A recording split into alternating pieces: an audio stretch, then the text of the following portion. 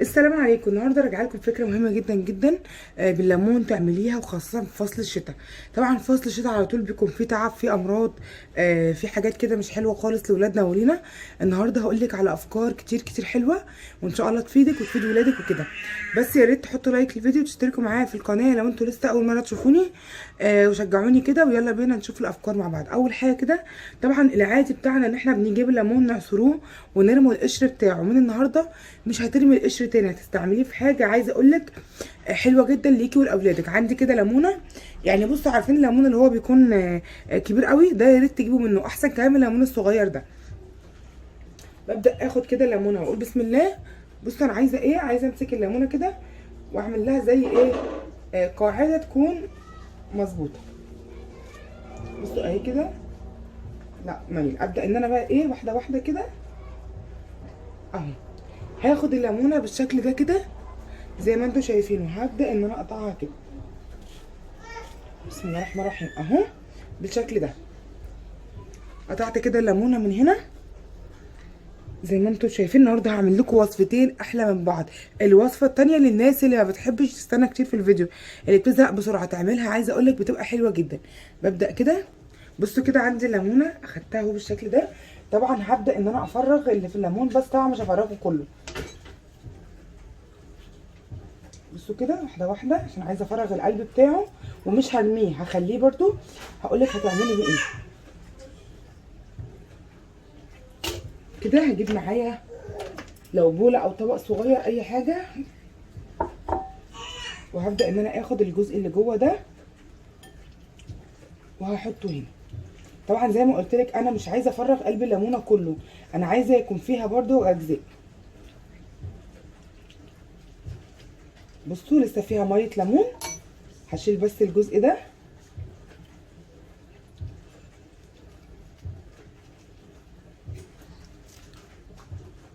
خلاص انا فرغتها وبقت معايا كده، بقت معايا بالشكل ده. طلعت كل اللي في قلبها، بس مش كله قوي زي ما قلت لكم، حبيت ان انا اخلي فيها شويه زي ما انتم شايفين كده. يلا بينا نروح على النار ونشوف هنعمل فيها ايه تاني.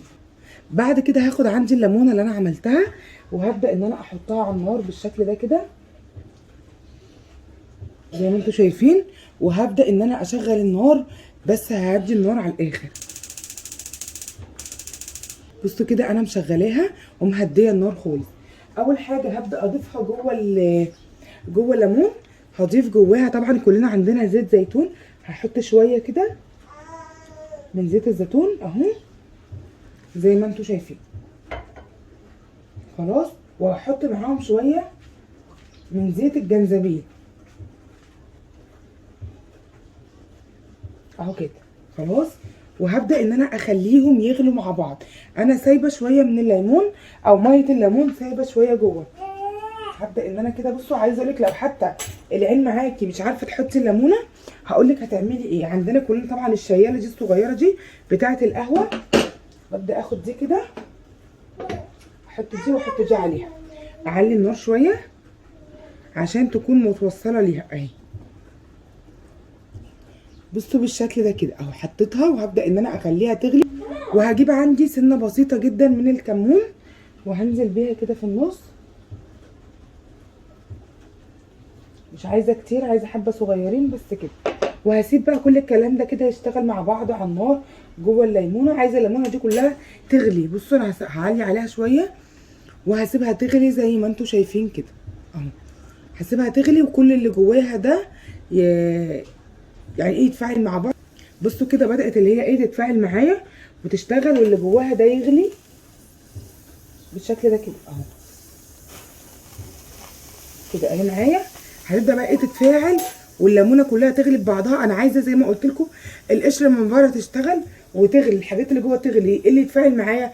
عايزه الليمون، بقيه الليمون اللي جوه مع زيت الزيتون، مع الزيت اللي هو الجنزبيل، مع الكمون، كل ده يغلي مع بعضه وغلي كويس جدا. بصوا كده خلاص لما وصل معايا للنتيجه دي والدرجه دي وبدا يغلي كده مع بعضه اهو، شايفينهم.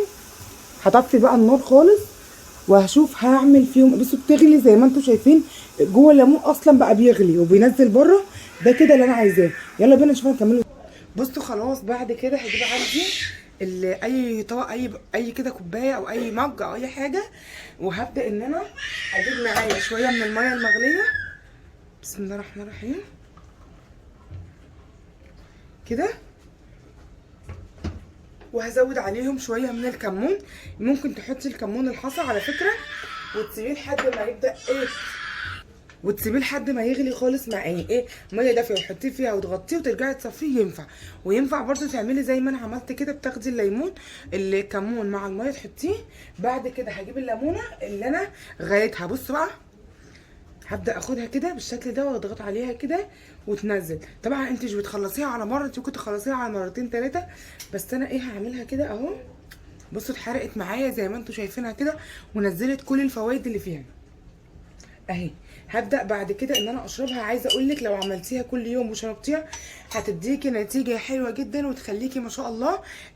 لو عندك برد، لو عندك سعال، لو ولادك مناعتهم ضعيفه جدا، اي حاجه بتتعبهم كده،